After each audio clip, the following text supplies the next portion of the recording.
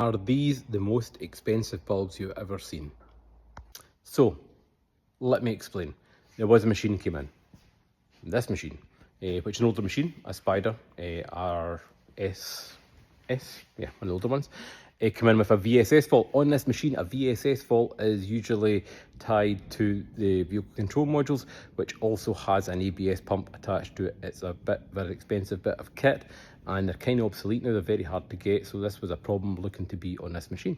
So we went through some diagnostic stuff, and everything's pointing to the VSS unit, which isn't unusual. We have seen it before on the older machines, but we noticed that the back light seemed very bright, puzzlingly bright. And what happened was the customer had swapped his standard bulbs for these chaps, which I guess you get on eBay, Temu, Amazon. I don't know where you get them, but you get them and they fit straight in.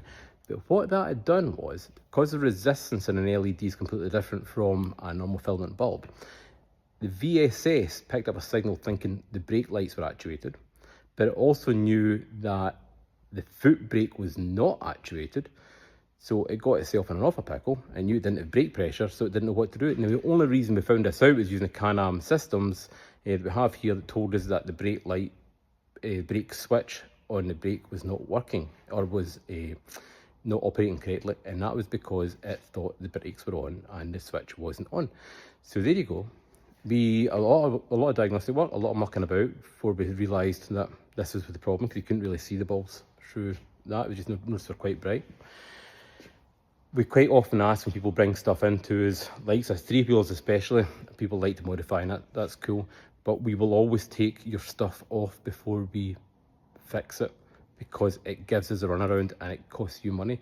So there you go. This one could have been condemned because it's £1,500 plus VAT, so it's £1,800 for the VSS, and for the fittings, it's quite a big job.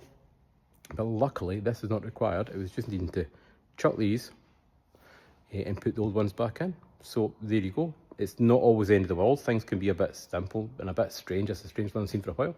So think twice before changing stuff from original. And if you do change it and it gives up weird faults, go back to where you started and take these things back out. Cheers.